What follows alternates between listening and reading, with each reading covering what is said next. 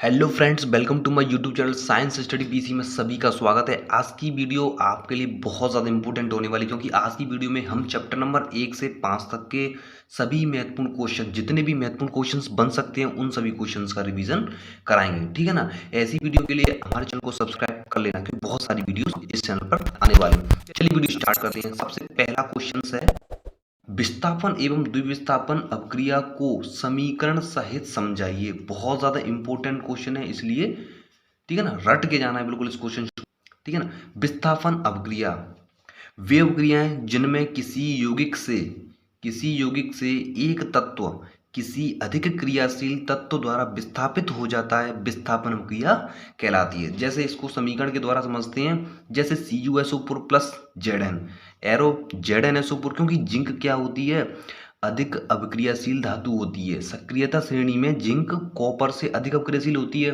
तो जिंक क्या करता है, कॉपर को विस्थापित कर देता है। ठीक है ना, जिसके कारण क्या बन जाता है, ZnSO4 प्लस Cu। ठीक है ना।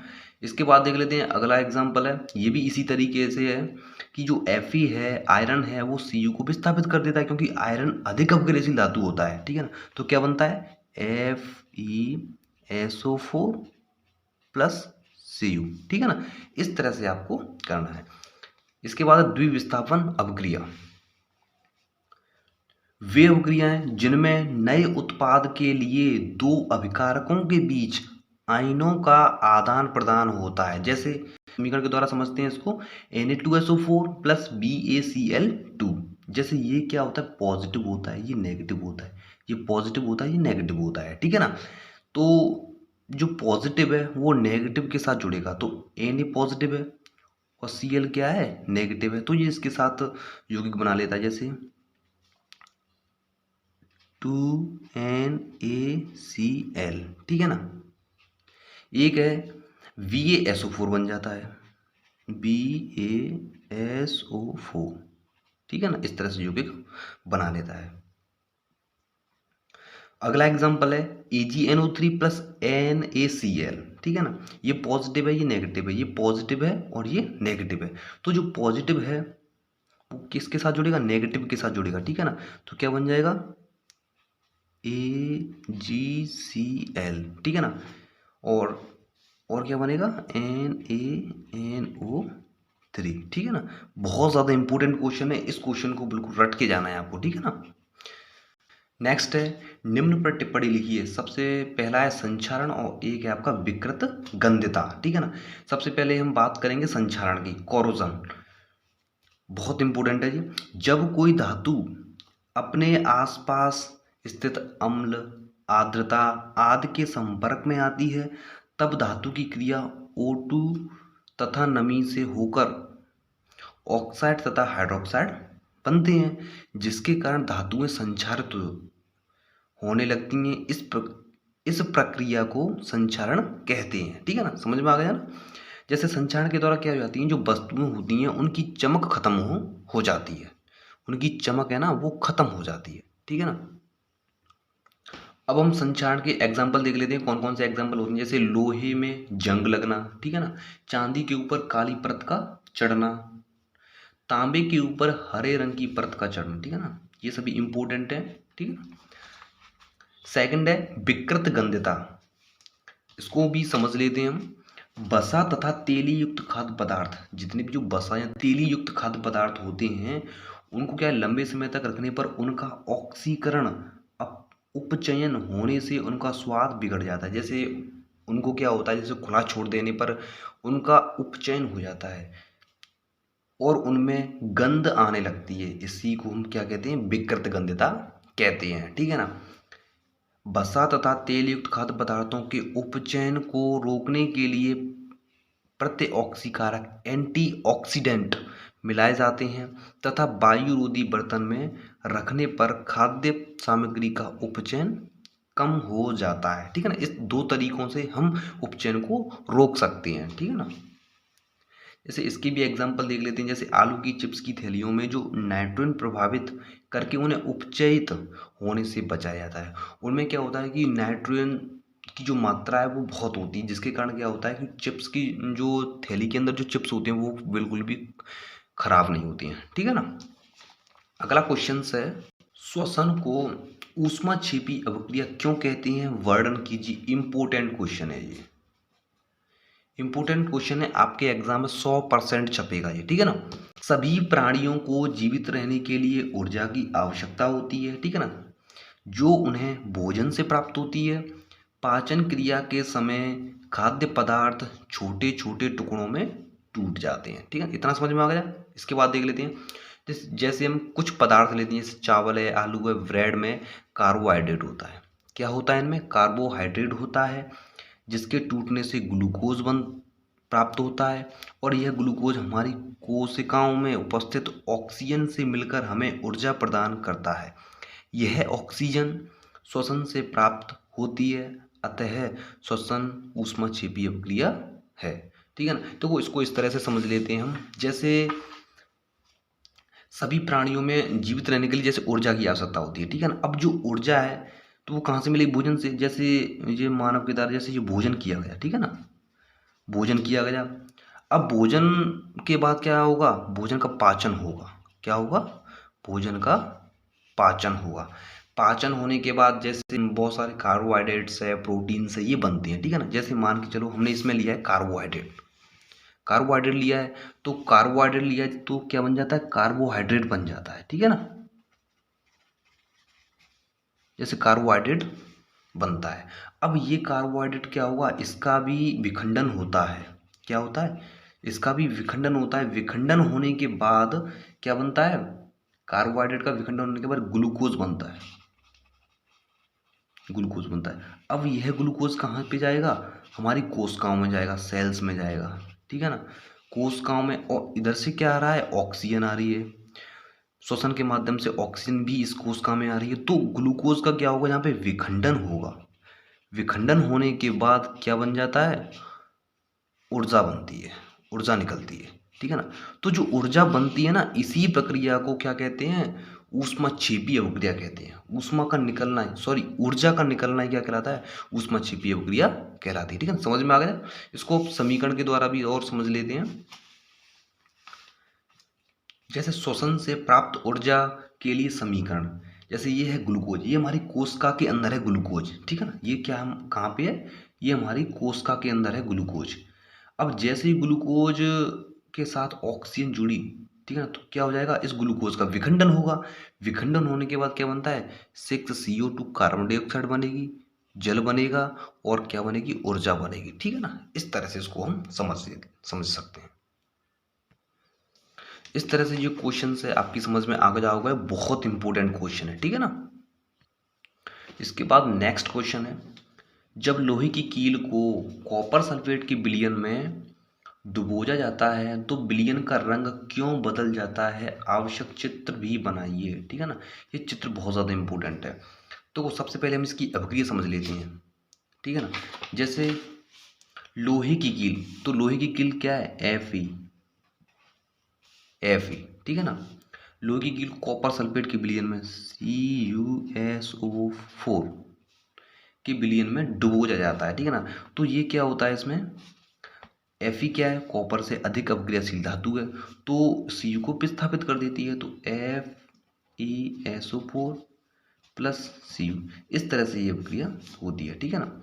अब इसको हम इसका आंसर समझ लेते हैं। जैसे जब लोहे की कील को कॉपर सल्फेट के विलयन में डुबोया जाता है तो लोहा दूसरे तत्व कॉपर सल्फेट के विलयन से विस्थापित कर देता है। तो लोहा होता है जो कॉपर को, इस अभिक्रिया में समझ सकते हैं, जो Fe है वो Cu को क्या कर देता है? विस्थापित कर देता है। क्या कर देता है? विस्थापित कर देता है।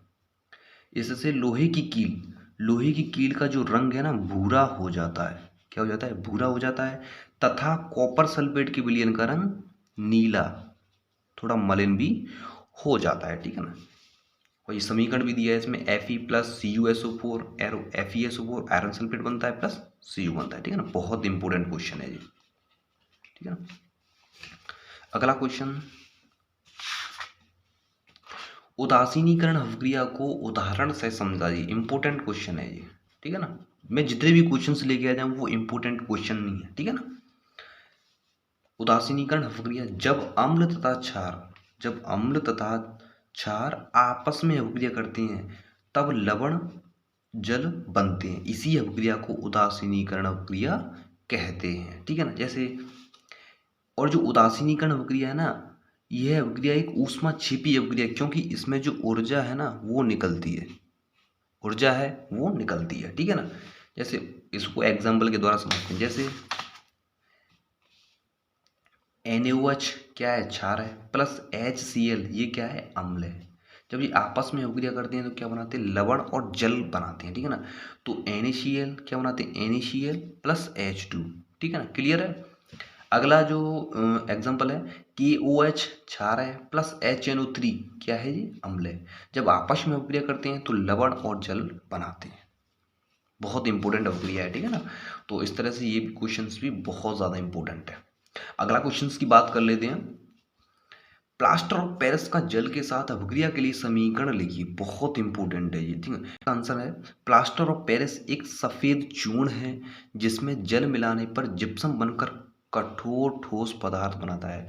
क्योंकि जो प्लास्टर ऑफ पेरिस है ना, ये जैसे ही जल के संपर्क में आता है तो जिप्सम का निर्माण करता है, एक कठोर पदार्थ का निर्माण करता है, ठीक है ना। इसकी रिएक्शन देख लेते हैं किस तरह से होती है।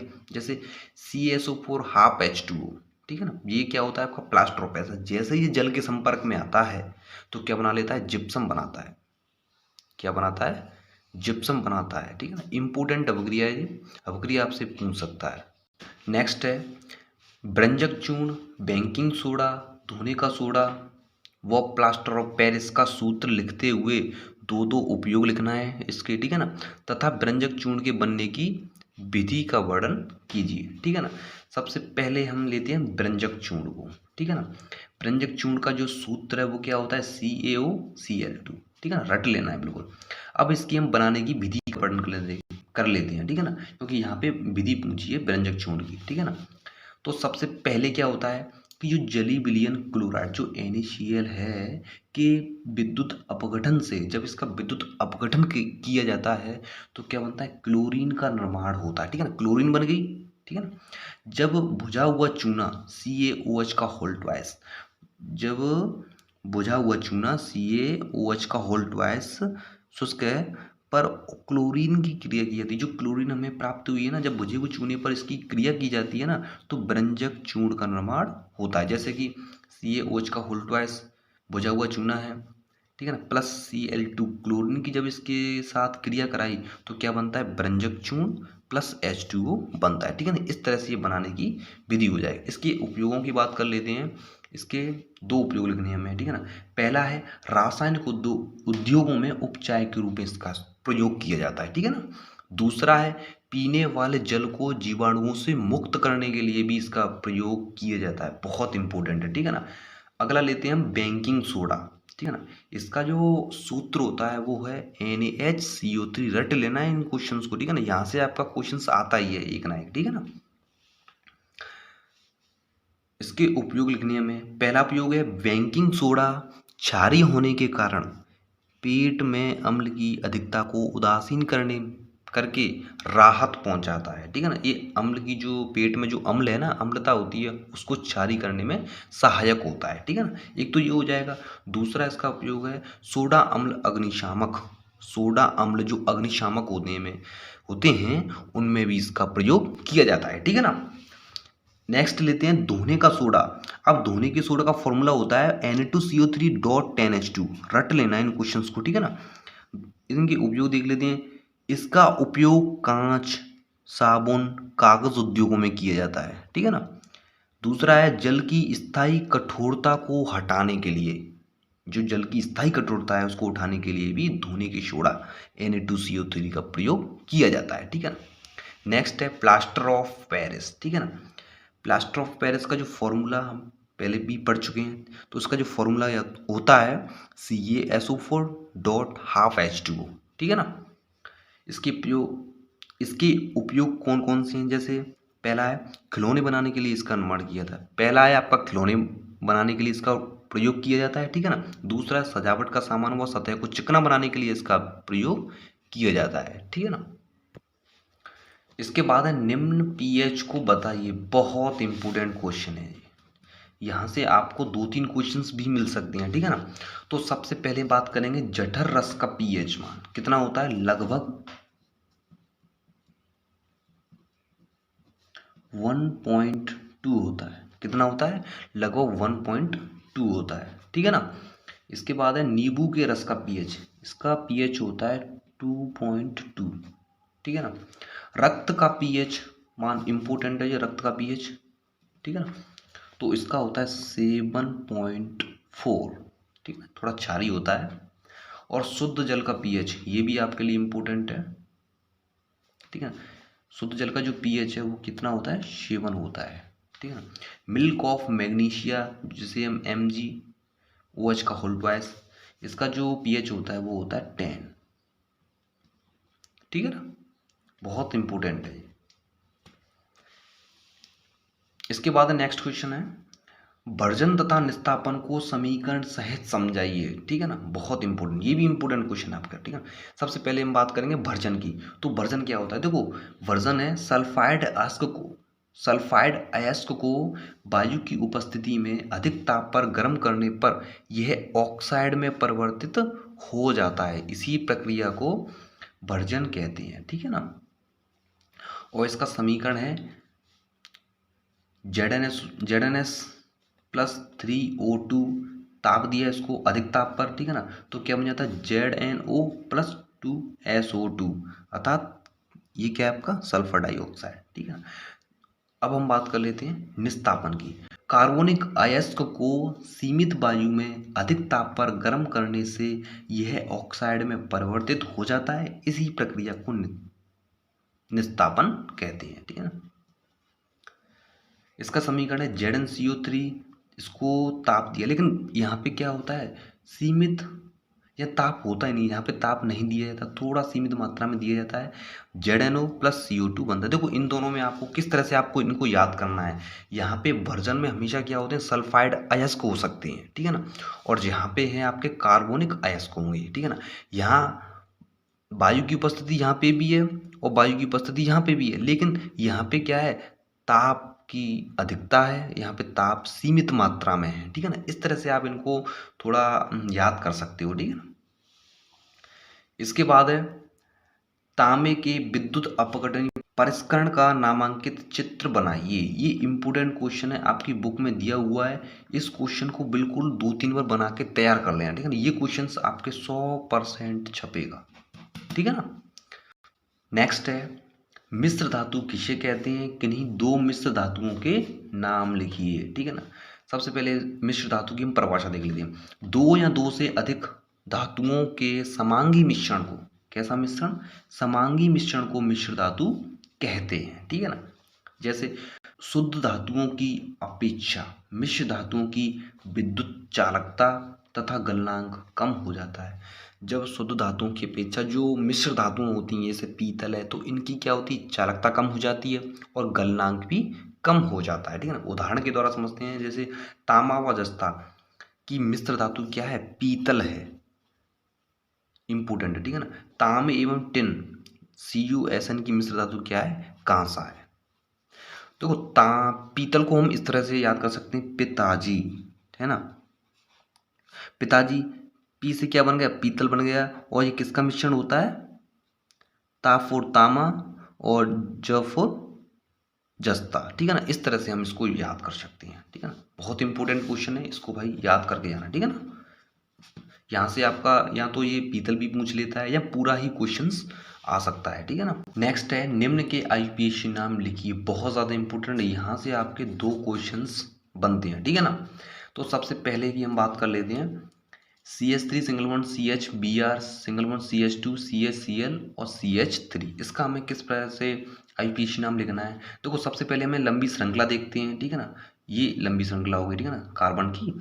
और इसके बाद देख लेते हैं जितने भी इससे जुड़े हैलोजन समूह हैं वर्णमाला क्रम में पहले आते हैं, तो इनमें से पहले कौन सा आता है, Vr आता है। तो नामांकन कौन सी साइड से करेंगे, इधर ही वाली साइड से करेंगे, ठीक है। 1 2 3 4 और 5, ठीक है ना। तो ये क्या हो जाएगा 2 ब्रोमो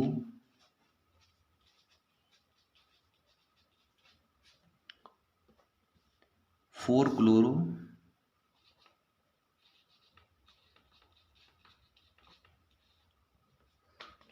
क्या हो जाएगा, पेंटेन। ठीक है ना, समझ में आ गया। इसके बाद नेक्स्ट है CH3 single bond CH double bond CH2। देखो इसका क्या, किस तरह से हमें आईयूपीएसी नाम लिखना है। तो कार्बन की जो लंबी श्रृंखला है वो क्या है, 1 2 3, 3 कार्बन की है, ठीक है ना। तो इसमें डबल बॉन्ड जुड़ा है तो क्या हो जाएगा, प्रोपीन, प्रोपेन हो गया। लेकिन इसमें क्या है, डबल बॉन्ड जुड़ा है तो ये क्या हो जाएगा, प्रोपीन हो जाएगा, ठीक है ना, प्रोपीन, ठीक है ना। नेक्स्ट है CH3 single bond C double bond O C single bond CH3। इसको हम इस तरह से भी लिख सकते हैं, कंफ्यूज नहीं होना है, ठीक है ना। तो इसका जो आईयूपीएसी नाम है क्या हो जाएगा, 3 कार्बन की एक लंबी श्रृंखला है तो ये हो जाएगा प्रोपेऑन, क्योंकि कीटोन का जो अनुलग्न होता है वो क्या है, ऑन है, तो ये क्या हो जाएगा, प्रोपेऑन, ठीक है ना। अगर आपकी समझ में नहीं आता है तो कमेंट कर सकते हो, ठीक है ना। नेक्स्ट है CH3 single bond CH2 single bond CH2 single bond CH2 single bond C triple bond CH, ठीक है। तो ये कितने कार्बन की जो श्रृंखला है, ये 6 कार्बन की श्रृंखला है, ठीक है ना। यहाँ पे ट्रिपल बॉन्ड जुड़ा हुआ है तो ये क्या हो जाएगा, एल्काइन हो जाएगा। तो हम इसका जब आईयूपीएसी नाम लिखेंगे तो क्या लिखेंगे, हेक्साइन, हेक्साइन, ठीक है ना। इस तरह से हम इसके आईयूपीएसी नाम लिख सकते हैं, ठीक है ना। नेक्स्ट है प्रोपेऑन। तो प्रोपेऑन की हमें सबसे पहले इलेक्ट्रॉन बिंदु संरचना बनानी है ना। तो सबसे पहले हमें इसका सूत्र लिखना है, क्या होता है प्रोपेनॉन का। तो प्रोपेनॉन जो हमने पहले ही पढ़ा है ना, पहले ही पढ़ा था। तो क्या हो जाएगा, CH3 single bond C double bond O CH3, ठीक है ना। अब हमें इसकी इलेक्ट्रॉन बिंदु संरचना बनानी है, ठीक है ना। जैसे हम इसको इस तरह से बनाएंगे, CH 3 हाइड्रोजन हो गए, ठीक है ना। यहाँ पे सिंगल बॉन्ड है, कार्बन, यहाँ पे ऑक्सीजन आ जाएगी, यहाँ पे सिंगल बॉन्ड है, ठीक है ना। इधर भी हाइड्रोजन आ जाएगा, इधर भी हाइड्रोजन आ जाएगा और इधर भी हाइड्रोजन हो जाएगा, ठीक है ना। जैसे एक बॉन्ड है, जैसे मान के चलते हैं, आपको मैं इस तरह से समझाता हूँ। जैसे ये है कार्बन और ये हाइड्रोजन जुड़े हुए हैं, ठीक है ना, इस तरह से। तो जब ये बंद है ना, इसमें एक जो इलेक्ट्रॉन्स है ना, एक इलेक्ट्रॉन्स तो हाइड्रोजन का और एक इलेक्ट्रॉन्स है ना किसका है, कार्बन का है। तो जो एक बंद बनता है ना, इसमें हाइड्रोजन का भी एक इलेक्ट्रॉन होता है और कार्बन का भी एक इलेक्ट्रॉन होता है, ठीक है ना। इसी तरह से हमें इसमें बिल्कुल सेम इसी तरह से हमें इसको समझना है। जैसे हाइड्रोजन का क्या होता है, एक होता है, चलो ठीक है, हाइड्रोजन का एक होता है, एक कार्बन का ले लेते हैं, ठीक है। तो ये एक बंद बन गया इसके साथ। इसी तरह से एक हाइड्रोजन का होता है, एक कार्बन का होता है, ठीक है। इसी तरह से एक हाइड्रोजन का होता है, एक कार्बन का होता है, ठीक है ना। यहाँ पे सिंगल बॉन्ड लगा हुआ है ना, यहाँ पे सिंगल बॉन्ड। तो हमें इससे पहले देखना पड़ेगा कि कार्बन के बाह्यतम कोश में कितने इलेक्ट्रॉन होते हैं। कार्बन है 6 पे आता है और इसके बाह्यतम कोश में कितने इलेक्ट्रॉन्स होते हैं, 4 इलेक्ट्रॉन्स होते हैं, ठीक है ना। तो एक इलेक्ट्रॉन्स यहाँ पे आ जाएगा, एक इलेक्ट्रॉन्स यहाँ पे आ जाएगा कार्बन का, ठीक है ना। तो इसका जो अष्टक है वो पूर्ण हो गया, ठीक है ना। इसके बाद हम बात कर लेते हैं कार्बन और ऑक्सीजन की। यहाँ पे क्या है, डबल बॉन्ड है ना, तो एक इलेक्ट्रॉन यहाँ पे आएगा, एक इलेक्ट्रॉन यहाँ पे आएगा, एक इलेक्ट्रॉन ये रहा और एक ये रहा, ठीक है ना, क्योंकि डबल बॉन्ड है यहाँ पे, ठीक है ना। अब हम देख लेते हैं कार्बन और कार्बन के मध्य में। तो यहाँ पे भी सिंगल बॉन्ड है, तो एक इलेक्ट्रॉन यहाँ पे आ जाएगा, एक इलेक्ट्रॉन यहाँ पे आ जाएगा, ठीक है ना। लेकिन इससे पहले हमें कहाँ पे जाना पड़ेगा, ऑक्सीजन को भी देखना पड़ेगा ना, ये इसको भी हमें संतुलित करना है। तो ऑक्सीजन के सबसे पहले देखेंगे कि ऑक्सीजन के बाह्यतम कोश में कितने इलेक्ट्रॉन हैं। तो बाह्यतम कोश में 6 इलेक्ट्रॉन्स होते हैं, ठीक है ना। तो 6 इलेक्ट्रॉन्स होते हैं, तो कितने इलेक्ट्रॉन्स की और ज़रूरत है इसको, 4 इलेक्ट्रॉन्स की ज़रूरत है, तब ये क्या होगा, संतुलित होगा, ठीक है ना। तो इस तरह से क्या है, ये भी संतुलित हो गया, ठीक है ना, ये भी संतुलित हो गया। इसी तरह से इसका एक इलेक्ट्रॉन इसका, एक इलेक्ट्रॉन इसका, एक इलेक्ट्रॉन इसका, ये इस तरह से आपको ये संरचना बनानी है। ये है भाई, ठीक है ना। बहुत इंपॉर्टेंट है, आप इसको सीख लेना, क्योंकि यदि आपने एक संरचना को बनाना सीख लिया तो आप कोई भी संरचना हो उसको आसानी से बना सकते हो, ठीक है ना। नेक्स्ट है आपका ये वाली संरचना H2S। इसकी सबसे पहले हमें संरचना बनानी पड़ेगी। सबसे पहले हम इसकी संरचना बना लेते हैं, ठीक है ना। तो H2S की संरचना किस तरह से होती है, हाइड्रोजन, सल्फर और एक है हाइड्रोजन। इस तरह से इसकी संरचना होती है, ठीक है ना। अब हम इसकी बनाएंगे इलेक्ट्रॉन बिंदु संरचना। किस तरह से होती है, जैसे ये है हाइड्रोजन, ठीक है ना, ये सल्फर है और ये हाइड्रोजन है। मैंने आपको बताया था कि जो एक बंद होता है ना, इसमें एक इलेक्ट्रॉन्स तो हाइड्रोजन का होता है और एक इसमें होगा सल्फर का होगा, ठीक है ना। एक यहाँ पे आ जाएगा हाइड्रोजन का, एक आएगा सल्फर का, ठीक है ना। इसके बाद हम बात करेंगे इस वाले बॉन्ड का। तो इसमें भी क्या होता है, एक हाइड्रोजन का होता है और एक होता है आपका सल्फर का, ठीक है ना। अब हम देखेंगे कि सल्फर के बाह्यतम कोश में कितने इलेक्ट्रॉन होते हैं। तो बाह्यतम कोश में होते हैं आपके कितने इलेक्ट्रॉन्स, 60 नंबर पे आता है। तो इसके बाह्यतम कोश में 6 इलेक्ट्रॉन्स होते हैं। अब इसे कितने इलेक्ट्रॉन्स की और ज़रूरत है, 4 इलेक्ट्रॉन्स की ज़रूरत है। जैसे एक यहाँ पे हो जाएगा, यहाँ पे हो जाएगा। इस तरह से क्या होता है, ये H2S की एक इलेक्ट्रॉन बिंदु संरचना है, ठीक है ना। इस तरह से आपकी समझ में आ गया होगा। इस तरह से आप प्रैक्टिस भी कर सकते हो, बहुत सरल है, कोई ज़्यादा कठिन भी नहीं है। यदि आपकी समझ में नहीं आता है तो आप कमेंट बॉक्स में कमेंट कर सकते हो, ठीक है ना। मैं आपको इसको विस्तार तरीके से आसानी से बता दूंगा, ठीक है ना दोस्तों। तो फिर जितने भी मैंने इम्पोर्टेंट क्वेश्चन 1 से 5 तक के जितने भी इम्पोर्टेंट क्वेश्चंस बन सकते हैं उन सभी क्वेश्चन का सॉल्यूशन कराने की कोशिश की है, ठीक है ना। और मैं इसके साथ साथ बहुत सारी वीडियोस भी इस चैनल पे आने वाली हैं, ठीक है ना। तो चैनल को सब्सक्राइब कर लेना और वीडियो अच्छा लगा है तो वीडियो को लाइक करके जाना, ठीक है ना। तो मिलते हैं किसी एक नई वीडियो के साथ, तब तक के लिए जय हिंद जय भारत।